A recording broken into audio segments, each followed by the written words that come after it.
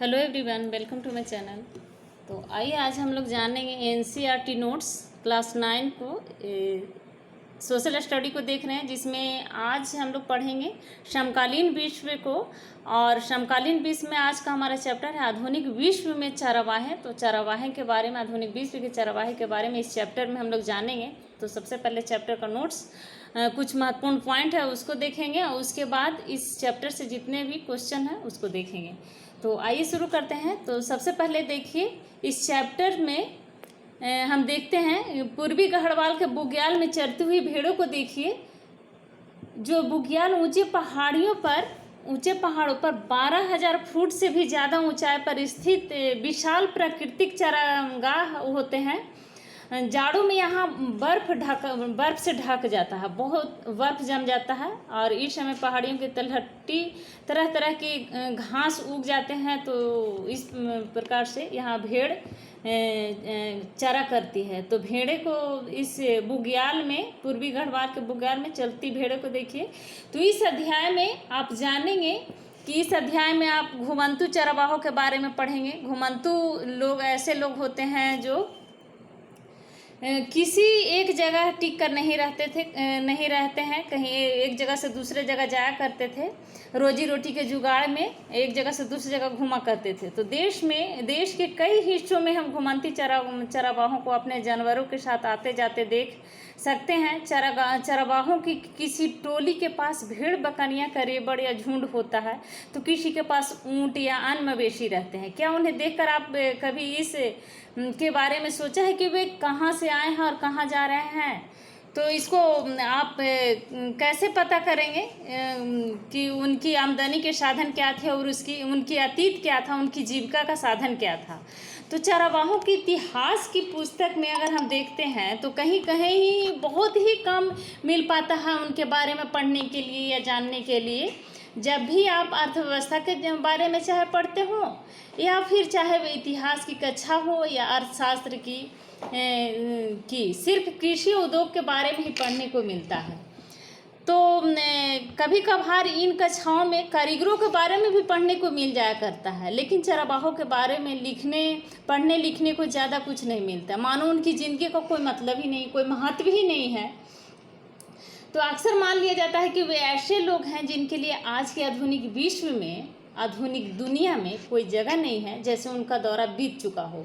तो इस अध्याय में आप देखेंगे कि भारत और अफ्रीका जैसे समाजों में चरवाहों का कितना महत्व है।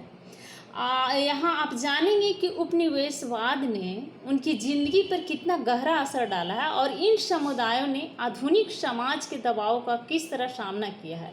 तो इस भाग में हम पहले भारत और उसके बाद अफ्रीका के चरवाहों की ज़िंदगी का अध्ययन करेंगे इस चैप्टर में मैप के द्वारा। तो आइए देखते हैं सबसे पहले आधुनिक विश्व में चरवाहे के बारे में महत्वपूर्ण पॉइंट को सबसे पहले हम देखते हैं। तो जो महत्वपूर्ण पॉइंट है इसमें से पहला है कि वनों और चरागाहों को आधुनिक सरकारों ने नियंत्रित करना शुरू किया और उनकी पाबंदियों से उन पर भी असर पड़ा जो संसाधनों पर आश्रित थे। जो चरवाहा समुदाय थे उनके संसाधन छीनता गया आधुनिक सरकारों के द्वारा, और उनका जीवन जो है बहुत प्रभावित हुआ और गहरा असर पड़ा। जम्मू और कश्मीर के गुर्जर बकरवाल जो समुदाय के लोग थे, चरवाहे लोग जो थे, जो भेड़ बकरियां पाला करते थे, तो बड़े बड़े रेवर रखते हैं, और इस समुदाय के अधिकतर लोग अपने मवेशियों के लिए चरगाहों की तलाश में भटकते भटकते 19वीं सदी में यहाँ आए, और जैसे जैसे समय बीतता गया यहीं को होकर रह गए थे, यहीं बस गए थे।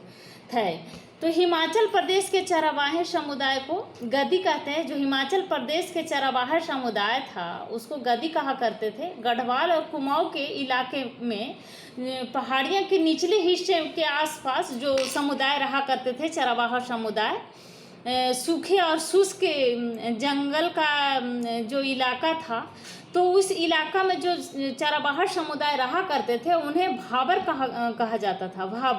भाबर समुदाय के लोग थे। ऊंची पर्वतीय क्षेत्रों में स्थित विस्तृत चारागाहों को बुग्याल कहा जाता था, जो ऊंची पर्वतीय क्षेत्रों में रहा करते थे, जैसे पूर्वी गढ़वाल के बुग्याल जहाँ भेड़ चराए जाते थे।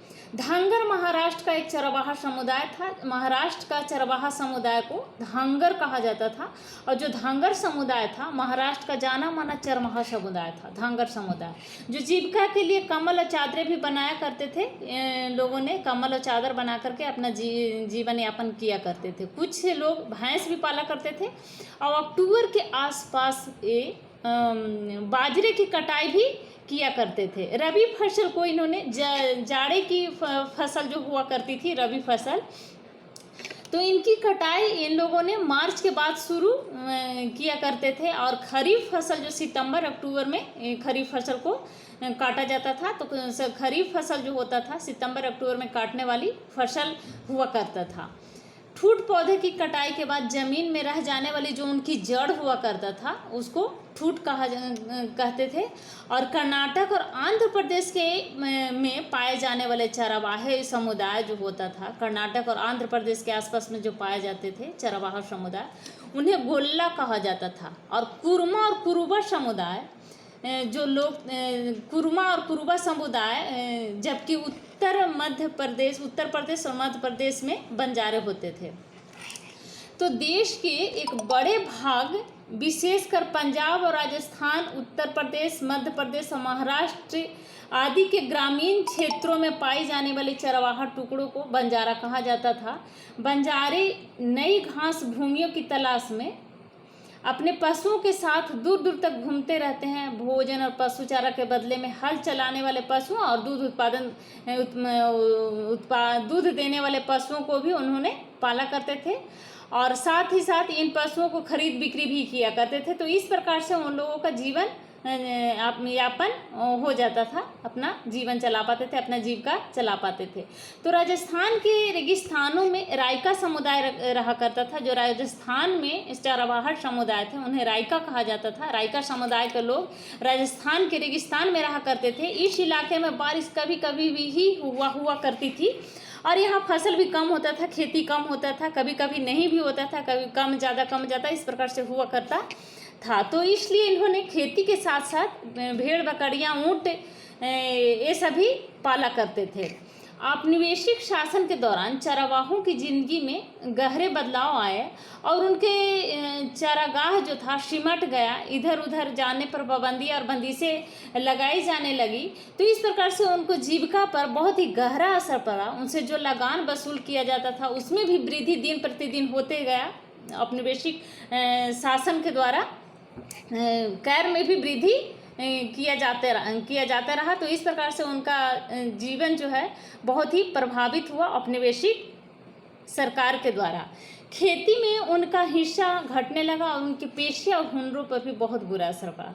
परंपरागत अधिकार, परंपरा और रीति रिवाज के आधार पर मिलने वाला जो अधिकार हुआ करता था, तो उसी को परंपरागत अधिकार कहा जाता था। वन अधिनियमों ने चरवाहों की जिंदगी बदल डाली, और अब उन्हें जंगलों में जाने से रोक दिया गया था, और उनके मवेशियों के लिए बहुमूल्य चारे का स्रोत थे। जो उनके मवेशियों के लिए एक बहुमूल्य चारे का स्रोत था जंगल, उन्हें उन जंगलों में जाने से रोक दिया गया, और जिससे उनका जीवन जो है बहुत ही प्रभावित हुआ। जिन क्षेत्रों में उन्हें प्रवेश की छूट दी गई वहाँ भी उन पर कड़ी नज़र रखी जाती थी। जंगलों में दाखिला होने के लिए उन्हें परमिट लेना पड़ता था। जंगल में उनके प्रवेश और वापसी की तारीख पहले से तय होती थी, और वह जंगल में बहुत कम ही दिन बिता सकते थे। तो इस प्रकार से देखा जाए तो औपनिवेशिक सरकार के द्वारा चरवाहों की ज़िंदगी में बहुत ही, चरवाहों के जीवन जो था, जिंदगियां जो थी, बहुत ही प्रभावित हुआ जीविका। और तो देखिए इस आधुनिक विश्व में भारत में जो चरवाहा समुदाय के लोग रहा करते थे उनके बारे में आप जानिए। इस मैप में देखिए कि जम्मू कश्मीर में जो गुर्जर बकरवाल जो चरवाहा समुदाय रहा करते थे उन्हें गुर्जर बकरवाल कहा जाता था। गद्दी भाटिया गुर्जर बकरवाल, और पूर्वी क्षेत्र में मोनला, और मध्य क्षेत्र में देखिए बंजारे रहा करते थे, और गुजरात राजस्थान क्षेत्र में रायका, मरुस्थल क्षेत्र में रहा करते थे मलधारी। तो ये सब चरवाहा समुदाय थे भारत का, जिसको धंगर कहा जाता था। कुरुमा और कुरुबा गोला, तो ये सब चरावाहा समुदाय के लोग थे। तो आइए उसके बाद हम लोग देखते हैं अफ्रीका के जो चरावाहा समुदाय होते थे उसमें से है बर्बेर्स और बेदुनोई, कम्बाबिश, वेजा, डनांकिल, सोमाली। तो ये सब मूल में ये जो है अफ्रीका का चरावाहा समुदाय, जुलू, नामा, ये सब अफ्रीका का चरावाहा समुदाय हुआ करते थे। तो अफ्रीका के चरावाहा समुदाय को इस मैप में देखिए और इस चरावाहा समुदाय के बारे में जानिए। कीनिया और तंजानिया के छोटा जो मैप दिया हुआ है इसमें कीनिया और तंजानिया के मसाइयों का इलाका को दर्शाया गया है।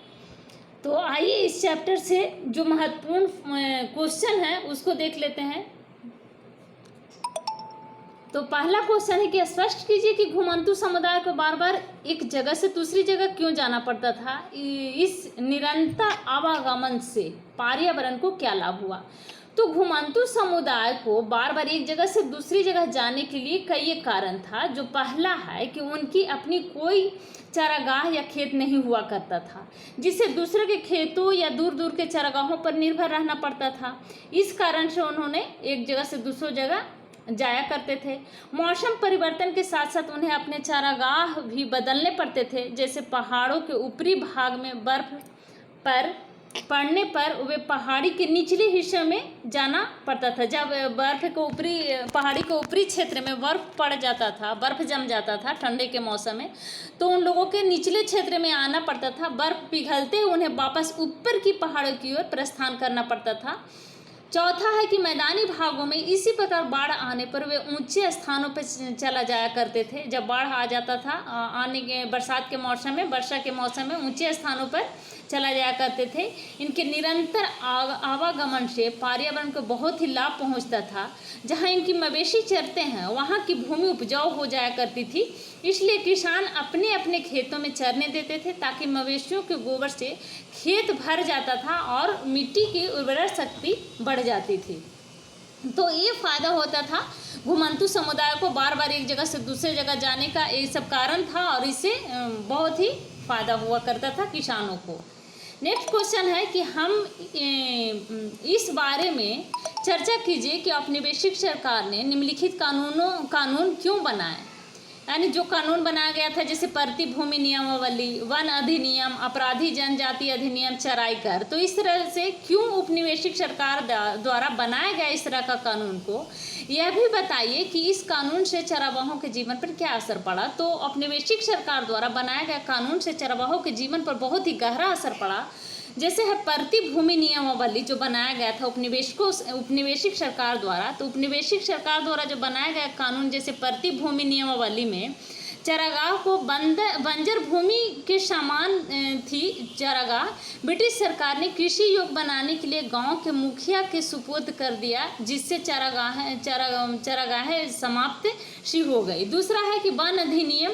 ब्रिटिश सरकार ने अपने वन कानून पास कर चरावाहों का जीवन ही बदल दिया। आरक्षित तथा सुरक्षित वनों की श्रेणी में वनों में उनके घुसने पर पूरी तरह प्रतिबंध लगा दिया, पाबंदियां लगा दी गई, क्योंकि पशु पौधों को नई पत्तों को खा जाया करते थे। तीसरा है कि अपराधी जनजाति अधिनियम 1871 में औपनिवेशिक सरकार ने अपराधी जनजाति अधिनियम को लाया। क्रिमिनल ट्राइब्स एक्ट पारित किया। इस कानून के तहत दस्तकारों, व्यापारियों और चरावाहों के बहुत सारे समुदाय को अपराधी समुदाय की सूची में रख दिया गया। उन्हें कुदरती और जन्मजात अपराधी घोषित कर दिया गया। इस कानून के लागू होते ही ऐसे सभी समुदाय को कुछ खास अनुसूचित गांव बस्तियों में जो बसने वाले लोग हुआ करते थे उन पर लगा दी गई। ग्राम पुलिस उन पर सदा नज़र रखने लगी। तो इस प्रकार से उनको बहुत ही कठिनाइयों का सामना करना पड़ा। चराई कर जो होता था, अपनी आय बढ़ाने के लिए ब्रिटिश सरकार ने पशुओं पर भी कर लगा दिया गया। चराई कर देने के पश्चात इन्हें एक पास दिया जाता था जिसको दिखा करके चरवाहे अपने पशु चरा सकते थे। 1792 ईस्वी को हुई थी। तो ये था। तीसरा क्वेश्चन है कि मसाई समुदाय के चारागाह उसे उससे क्यों छीन गए, कारण बताइए। मसाई जो समुदाय थे चारागाह का, तो उनसे क्यों छीना गया मसाई समुदाय के चारागाह को, कारण बताइए। तो मसाई चरावाहे अफ्रीका में रहा करते थे। अफ्रीका के मैप में भी देखा अभी हम लोगों ने मसाई चरावाहे के समुदाय को। तो मसाई चरावाहे मुख्य रूप से उत्तरी अफ्रीका में रहा करते थे, जिसमें 3 लाख दक्षिण कीनिया के तथा 15 लाख तंजानिया में उपनिवेशी सरकार ने नए कानून बना करके उनको प्रभावित किया तथा यहाँ तक कि उन्हें अपने संबंध फिर से बनाने पड़े। तो मसाई चरवाहे अफ्रीका में रहते थे। मसाई चरवाहे मुख्य रूप से उनके अफ्रीका में रहते थे। और क्वेश्चन रिपीट हो रहा है, नेक्स्ट क्वेश्चन को देखते हैं। मसाई समुदाय के चरागाह उनसे क्यों छीन गए, तो मसाई चरवाहे अफ्रीका में रहा करते थे। यह भी क्वेश्चन रिपीट हो रहा है। नेक्स्ट क्वेश्चन को देखते हैं कि किन कारणों से चरागाह भूमि में भारी कमी आई। तो निम्नलिखित कारणों से चरागाह भूमि में भारी कमी आई। बेकार पड़ती भूमि को चरागाह थी, जिसमें ना कोई आय थी और ना कर ही मिलती थी। तो उन प्रति जमीन को किसान के बीच बांट दिया गया। वनों में वन अधिकारियों ने पशुओं के चराने पर रोक लगा दी। उनका मानना था कि चराई से पौधे की जो कोमल पत्तियां होती थी तो उसको खा जाया करता था, पशु खा जाया करते थे, जिससे वन पर असर पड़ जाता था, उससे प्रभावित हो रहा था। तो इस प्रकार चरागाहों में तेजी से भी कमी आई धीरे धीरे, क्योंकि उस पर प्रतिबंध लगा दिया गया था।